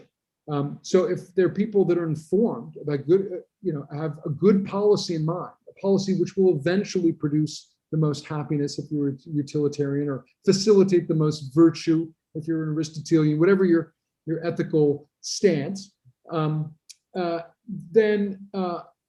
it may not be an equal weight of all of the voters, right? It may be that certain enlightened voters should have a greater voice than unenlightened voters, and that's no longer a voting system.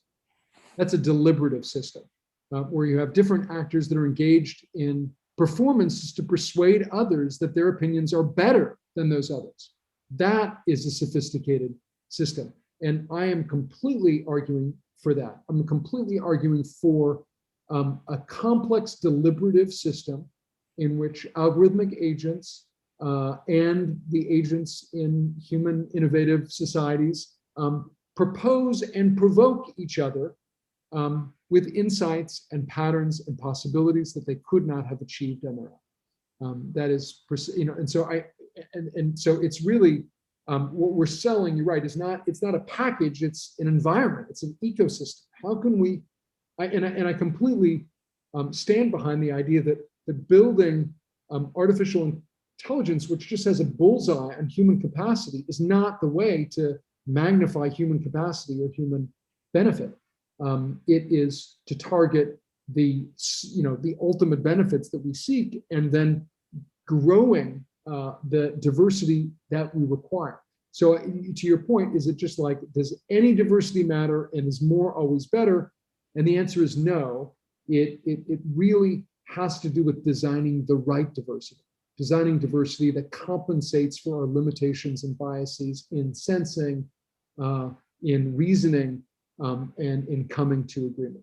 And so part of our program, and part of the program that I'm pushing, is that this requires not less understanding of human and collective capacity, but it requires much more, right? Because those limits are the things that we need to design these aliens or alternatives past or beyond. So I would take just a couple more from the web here. We have a question from Yang Cho. He asks, I apologize, probably pronounced that wrong. How do you propose we maximally diversify human intelligence when virtually all PhDs are trained under fixed curricula and are expected to produce papers in only certain fields? That is a problem. That's a challenge. One of the points that I highlight in this paper is that we need to think about education differently.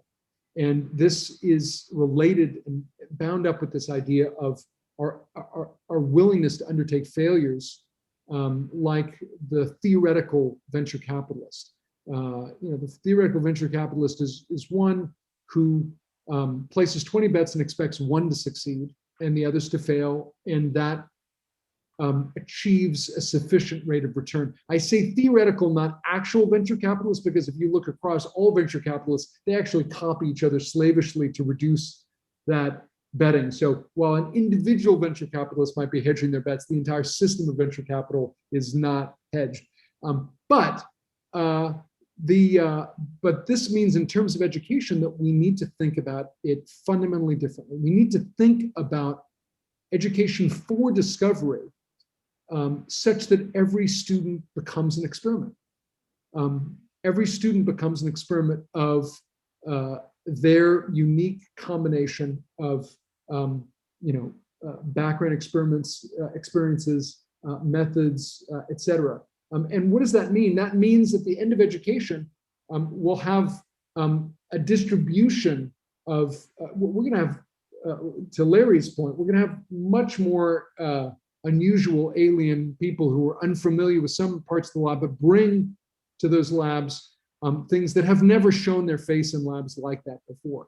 And that's going to yield more failures, but the successes that it achieves are going to be more disruptive. I mean, I think there's no question. I mean, I've looked at this across 100 million papers now, and every patent that's been granted around the globe and any mature legal system.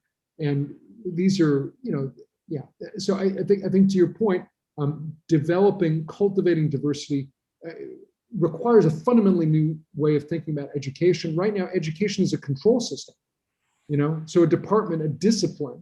We are disciplined. We've committed to, what have we committed to? We've committed that there are a set of questions which will be profitably answered by a set of methods. That we have a set of concerns, and that the discipline is that we agree that there are a set of approaches that will get us to the resolution of those concerns. And, and we admonish the old to train the young. And I have some slides, a paper that I'm just finishing right now, which shows, and, I'm getting older myself, I'm 51, but it shows that if you look at the aging of scientists from their first publication, their citations age linearly, like throughout the rest of the life course. The new topics, or the topics at the frontier that they incorporate in the research, drops linearly over that time. And here's the education point. And this is the most deep. Here's the problem with that. When scientists hit about year 10, which means tenure, basically, at universities, what's different about them and younger scientists is not just the aging of their ideas, but that when they cite younger ideas, they cite them in contrast to their own ideas. So they're disciplined and discourage, criticize those younger ideas. And it turns out scientists with demographically older collections of population are much more likely to do this. And so you see much smaller churns of ideas, much less progress, and young scientists fleeing and refusing to enter those, or less likely at a lower rate entering those fields than we would see previously. So these are the results of institutionalized education systems. And I think we need to study them more. I just worked with some colleagues at Columbia to help cultivate and curate a collection of about 10 million syllabi to identify precisely this process, which is to say how it is the cost of the institutionalization of education. And so I think we need to identify unequivocally the cost before people are going to recognize it's harder to run education that's not run by the old. I mean, it's like when it's not a control set, like the paradigm for building that has to sit across disciplines. That's going to require a new social contract within and across universities. So it's a really hard problem, but I think it's one that needs to be attacked. Last question. Giovanni Aurelio asks, are intelligent machines at this point capable of reproducing and improving themselves? So, As yet. yeah, I mean, so I don't know. I think you had Hod Libson come and present a presentation some time ago. Years ago. Yeah. I don't know. Yeah, I know Hod well, and so he certainly has been interested in exploring reproducing robots. And he comes from the evolutionary algorithms tradition in that space and merging it with other traditions. But I think there's no question that even routine algorithms are learning from their failures. And so what are the classes of, so in supervised learning, any class of boosting algorithms are just, the algorithm is designed to learn from its failures. How does it do it? It literally just stacks a supervised learner to solve a problem. It calculates the error. It upweights the value for the next algorithm that you're going to train on solving the problems that the last algorithm couldn't solve. And the next one on top of that, the next one on top of that. So that's been around for 15 years, I would say, and really is the dominant approach in the context of like fields where you have to handcraft variables. But I would say, we're much more advanced. The thing that's been radical advance in AI over the course of the last decade has been the rise of reinforcement learning. And reinforcement learning is a paradigm where you're developing an agent that explicitly learns from its failures in dynamic online data. And that's where you've seen, the Go champion machines and, protein folding machines that, dramatically outpace, human and related, short form algorithmic efforts to do those same problems.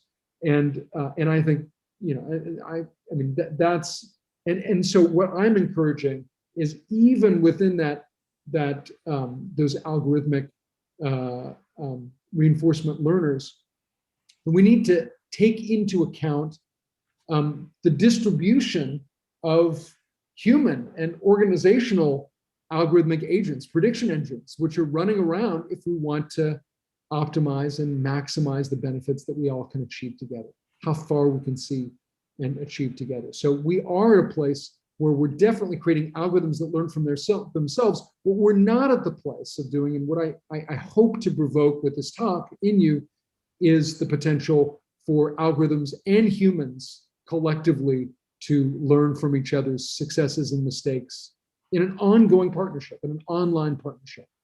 So. And with that happy and optimistic outlook, which we hope will come true, which I actually think is already happening. Well, we have to chase this, even if the other one is on our heels. We have to chase these benefits. Certainly, the nefarious things will come to pass, and we need machines to battle them. To be real. I think so. with that, I want to thank you for giving this very, and I think provocative, really thought-provoking in that sense, provocative lecture that I think people are going to be talking about this quite a bit. And this is a great start to what I want to be a series of lectures on AI, which I prefer to probably call machine implemented intelligences, but that's too big of a mouthful, in the coming lecture series. So let me thank you for joining us and bid you good night. Thank you. Thank you for the invitation and the conversation. Perhaps we'll see you afterwards. Absolutely. Yeah, I'll drop into the room. Yeah. And thank everyone else for joining us. The recording of tonight's lecture will be available to everyone on the PSW Science YouTube channel and in due course on Vimeo and via the PSW Science website. Please share the links with your friends and subscribe to the channel for notifications on news postings. Please do not hesitate to join PSW. We love to have new members, and we invite you to go to our website and join using the join button, believe it or not. Before you go, a few closing announcements. The next meeting, number 2439, will be on April 23rd. As I mentioned before, the speakers will be Simon Bennett and Dan Irwin of the London Crossrail Project. They will be speaking on the construction of the new Elizabeth Line subway, cutting underneath London, sometimes within a stone's throw, a few inches of London's loftiest skyscrapers. The 2440th meeting will be on May 7th. The speaker will be Tony Tyson, Distinguished Professor of Astronomy at UC Davis and Chief Scientist at the Reuben Observatory, formerly the LSST. He will be speaking about the potential impacts of satellite constellations like SpaceX's Starlink constellation on astronomical observatories like the LSST and on ways to mitigate these effects. 2441st meeting will be on May 21st. The speaker will be Bill Powell of the State University of New York, College of Environmental Sciences and Forestry.